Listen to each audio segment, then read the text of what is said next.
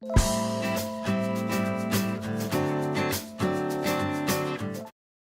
to this week's SIIA Tech Chats. I'm Rihanna Collier, and I'm joined today by Feyzi Fatehi, CEO of Corent Technology.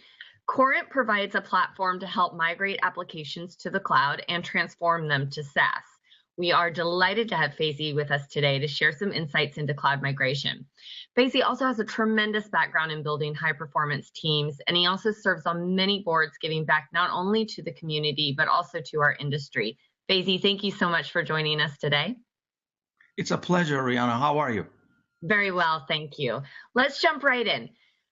What are some of the biggest challenges companies face when trying to migrate their applications to the cloud? In my opinion, Rihanna, people don't know what they don't know. People are hesitant to make a major move without understanding how it would impact their performance, their cost, their security, their high availability, disaster recovery. There's so much at stake, and people don't have a reliable tool to simulate this environment and make some smart and intelligent decisions. And because of that, people are procrastinating and taking a long time in order to ensure that their migration is safe. And that's why we took many years of developing the Corent platform to allow people to confidently scan, analyze, optimize, migrate, and manage their solution to the cloud of their choice with 100% confidence. So you not only help companies migrate, to the cloud, but you also work with companies to actually transform their applications into a SaaS model. What advice would you give companies who want to transform their application to SaaS? Right. So yeah, the way we use computers are through software, of course. And if software is not disseminated, distributed efficiently, then we are not really taking advantage, maximizing our advantage of the cloud.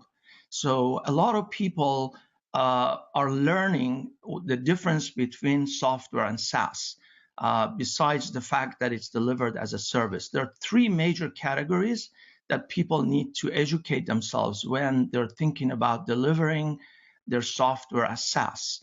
Number one, tenancy management. Number two, operations management. And number three, commercial management. When someone has their own software, they don't need to worry about tenants. It's like living in your own home. You're not renting any rooms. You don't have any tenants. But when you're delivering your software as a service, you have tenants. You have people who log in and they want to use, as companies, they want to use your software. So your software should be able to manage different tenants. One way to do it is have a robust single tenant software that is well managed and offers a SaaS solution, or hybrid tenant or multi-tenant. So understanding tenancy management, including multi-tenancy, and creating high density solutions that reduces the cost significantly is a major key for people who want to deliver their software as a service. And then understand what it takes to operationally create efficiency so their software operationally and automatically deliver the services the customers need, provide the customers the administrative tool and the configuration, customization, flexibility, and elasticity they need. And creating all these capabilities would take years. A company like Salesforce.com invested years in developing the multi-tenancy and all these operational capabilities, not mentioning the third category, which is commercialization management. It's about metering, monitoring, monetizing, creating configurable subscription management, and integration with the appropriate billing solutions so that SaaS solution is robust and can scale. So creating a scalable SaaS is not a trivial task. And these are some of the aspects that people need to know. Now, we created a configurable, reusable set of capabilities for multi-tenancy, operational management, and commercialization management that can get a software to become SaaS within days without any programming. Great advice. Now, I mentioned earlier you serve on a lot of boards. You currently serve on both the SIA Software and Services Division Board and also the Technology Council of Southern California's Board of Directors. But beyond that, you also serve on many local boards in Southern California. Can you talk a little bit about the technology community in Southern California, how it's changed over the recent years, and where are you seeing the most opportunities in the region? Right. Well, as a former Silicon Valley guy, I am very pleased to be in Southern California. It's an unbelievable, dynamic, energetic, fascinating technology community and ecosystem. Besides the Technology Council of Southern California, now a chapter of SIIA under your leadership, we have Octane, Orange County Technology Action Network, with thousands of company members from life sciences to software, hardware, and other technological innovative companies. There is Evo Nexus, which is a major incubator residing in UCI Business Park. There is a UCI Applied Innovation Incubator, also known as the COVE, and also the Beal Center for Innovation and Entrepreneurship within UCI.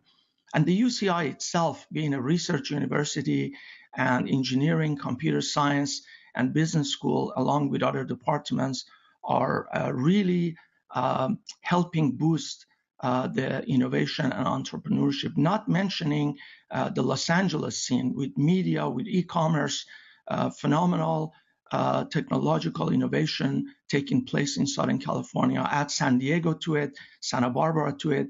It's a fascinating, probably one of the most robust entrepreneurial metropolitan areas in the world. And I have the honor and the privilege of serving either as a board member or as an advisor to the organizations that I mentioned. It's truly a privilege. It's also one of the largest geographies, so that's fantastic to see it booming like that. Now, taking into account the competitive marketplace we live in today, also the rapid pace of innovation that you've talked about, and the opportunities presented by new technologies, what advice would you give to entrepreneurs who are looking to launch a technology business today? Number one, don't confuse innovation with entrepreneurship. That is one of the best thing I learned from Steve Jobs in the Bay Area, that significantly clarified that if you're an innovative person, you can also be an entrepreneur. And if you're an entrepreneur, you can also be innovative, but not necessarily. Number one, understanding the whole dynamics of entrepreneurship. Number two, find an area that you're really passionate about. Follow your passion, follow your positive energy, because you really need it in order to creating a truly entrepreneurial, innovative startup. And lastly, not to be so self-serving, this whole cloud and SaaS area is really taking off. And there is an industry called open source. There are thousands of proven, vetted applications out there. And with the invention of Corent technology, any of these proven applications can be transformed to a robust SaaS within days. So if somebody has a passion for a specific application area, whether it's healthcare, education, supply chain, and you name it, they can pick their most favorite open source solution, apply Corent's SaaS enablement capabilities to it, and voila, they have a robust, proven SaaS solution ready to be delivered to the world, and they can host it at their favorite cloud, whether it's Amazon, Microsoft, IBM, and so on. And they have an entrepreneurial startup that they can serve the community by providing their favorite software application at a fraction of the cost, so people can use it and they can thrive as the organizers, as the managers, as the executives of that SaaS company. One easy way to create a company practically without any investment and within a few weeks. Feyzi, thank you so much for your time and insights today. For more information on Corent Technology, the SIA, and the Tech Council of Southern California, please visit our websites and stay tuned for next week's SIA Tech Chats.